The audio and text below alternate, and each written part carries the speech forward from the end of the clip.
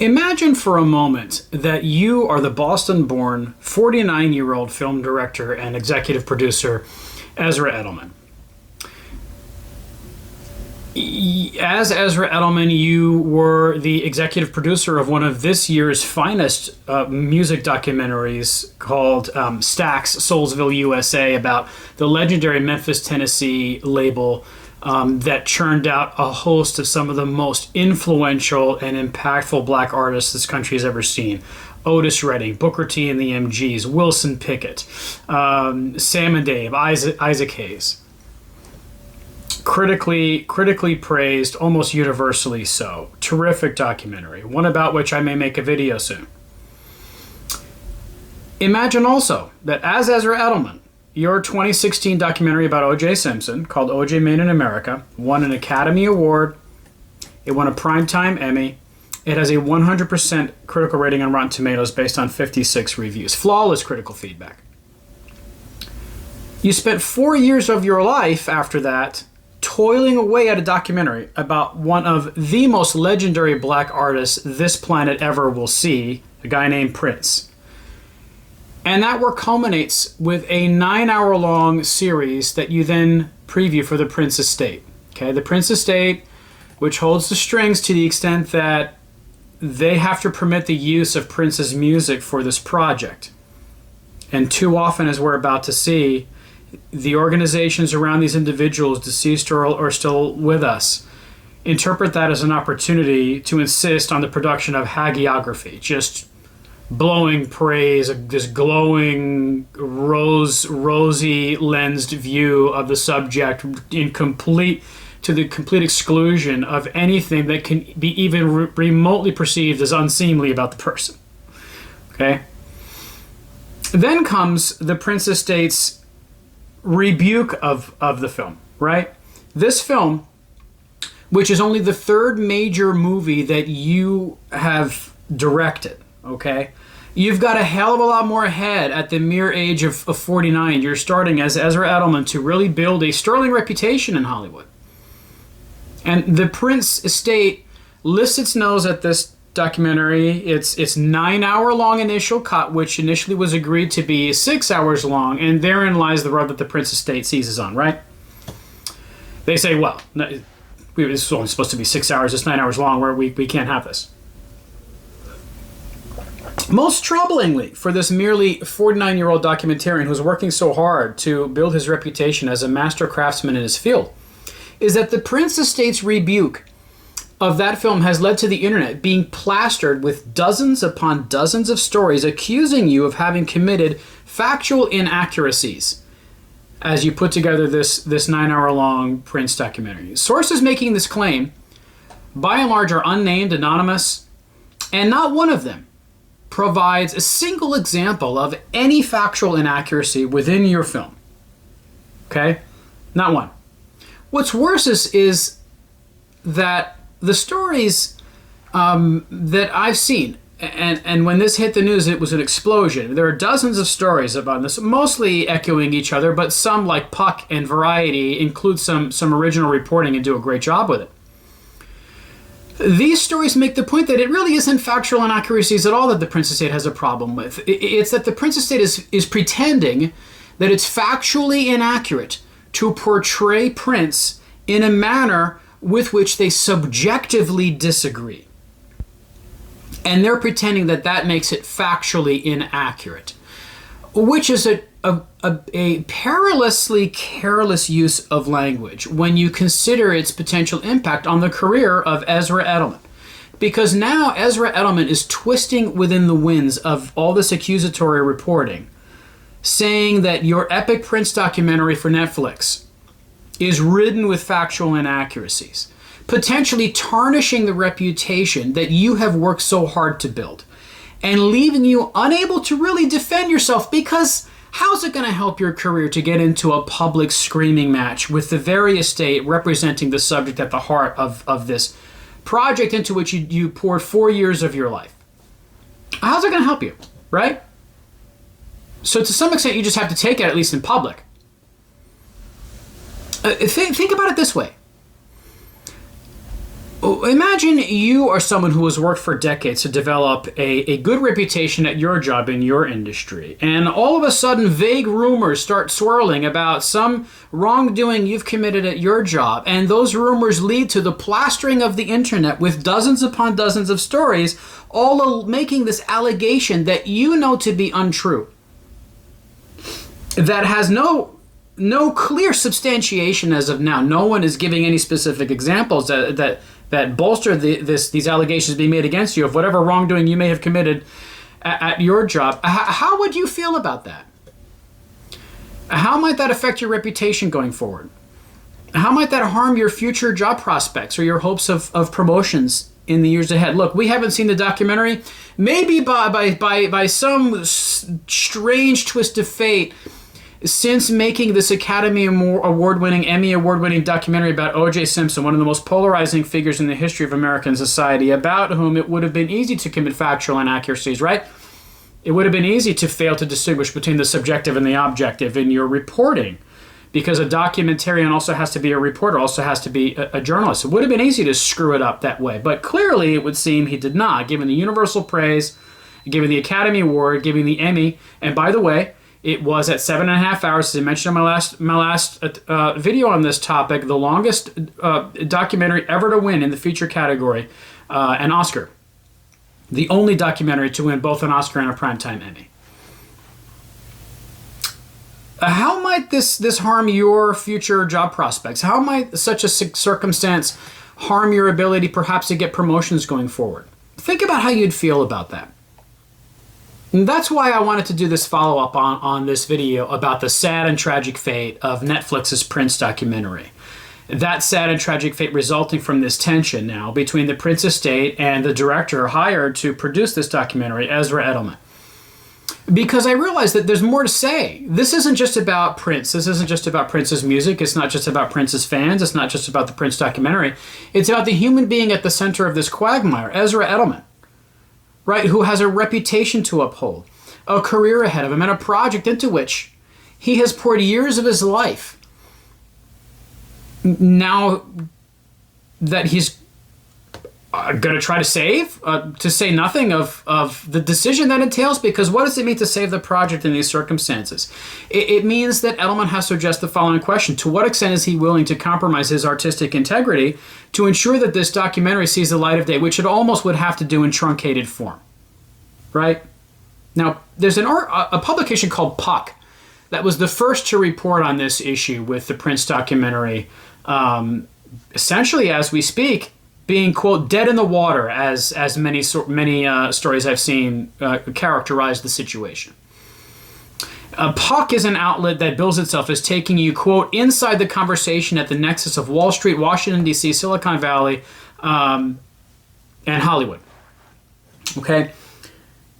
And their excellent story on this topic, which of course I will link to in the description of this video, makes a number of searing points that really are cause for pause and worthy of some serious thought, especially as it pertains to Ezra Edelman's situation here, which is a particularly difficult one, it seems to me.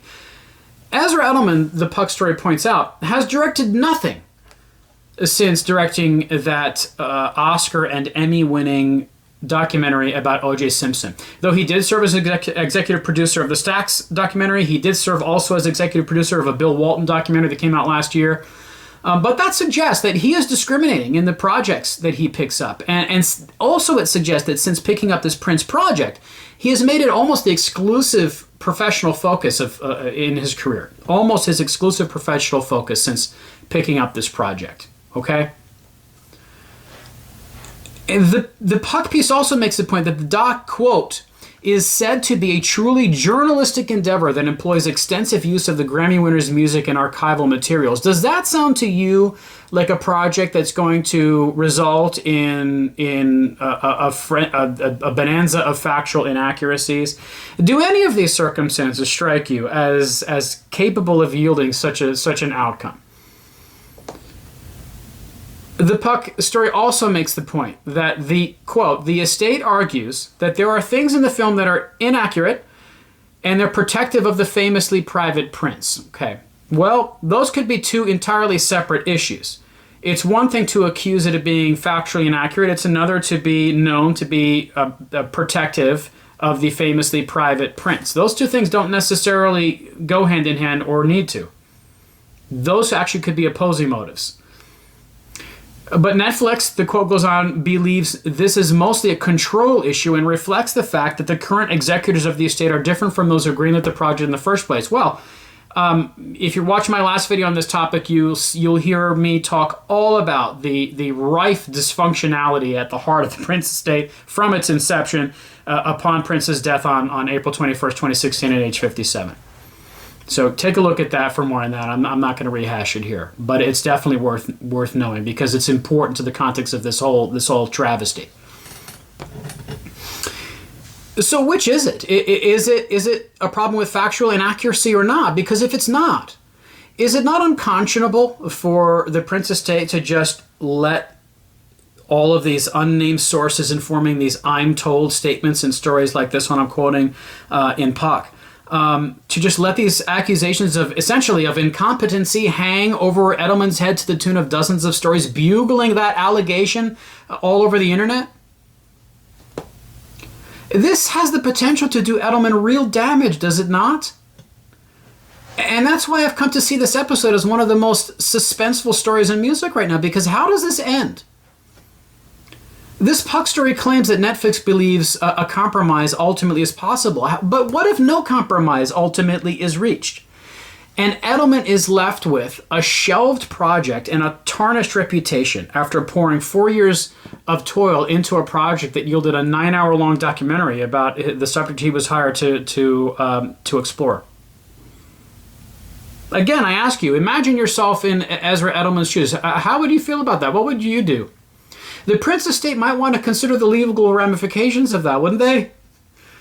I mean, how would Edelman not have a legal case to make against the Prince estate alleging that they have damaged him by putting this idea out there that he doesn't know how to manage the facts as they pertain to a documentary subject of his? How does he move forward from that?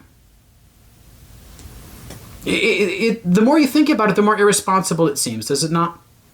Yeah, Edelman, by the way, he's done this before. I mean, the OJ documentary was originally agreed to be a 5-hour-long, 5-part series. It turned into a 7.5-hour series. But guess what? Nobody balked at that.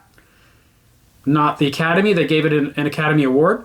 Not the Emmys, who gave it an award. None of the 56 critics on Rotten Tomatoes, all of whom sang its praises.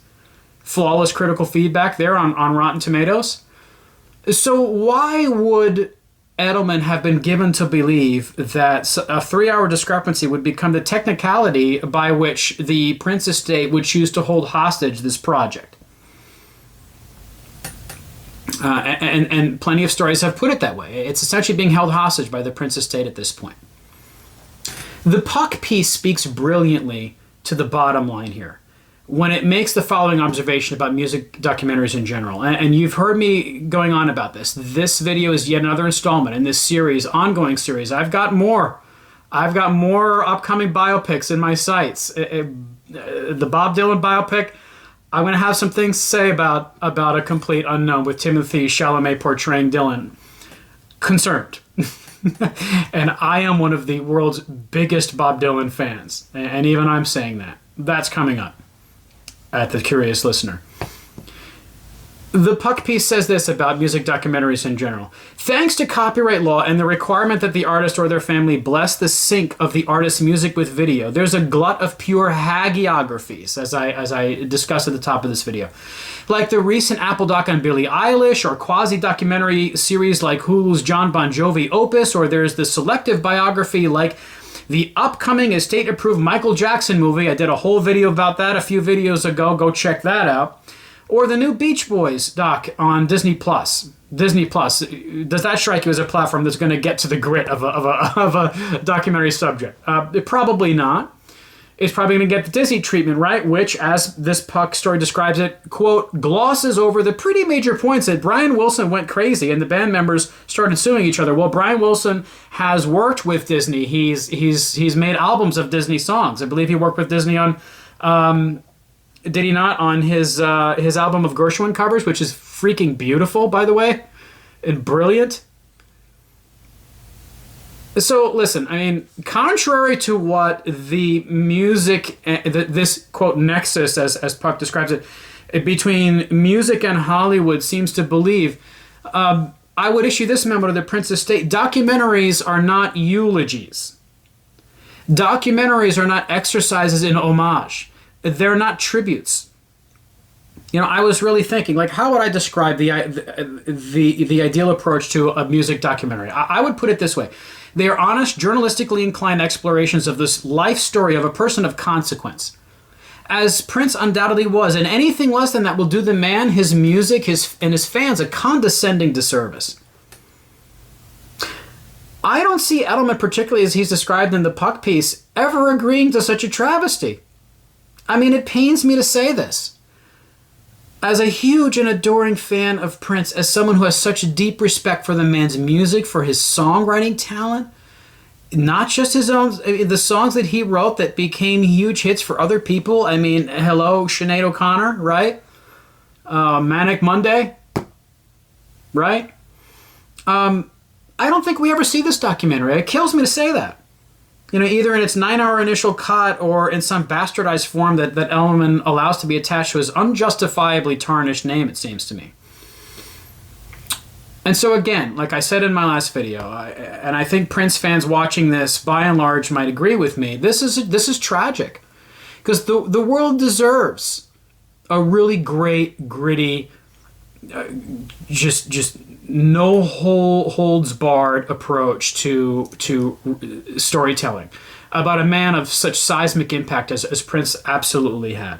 And it's quite sad to think that probably is not going to happen. And perhaps even sadder if, again, as I asked you to do at the top of this video, we're imagining ourselves in the shoes of Ezra Edelman. And we have, at age 49, a lot of career left. And a lot of great accolades that we've accumulated to this point in our career. How does he move forward from here? I think I'll be doing plenty more videos on this topic. I look forward to seeing how it unfolds. Again, I think it's one of the most suspenseful stories in music right now, and one definitely worth keeping tabs on in the months and perhaps even the years ahead.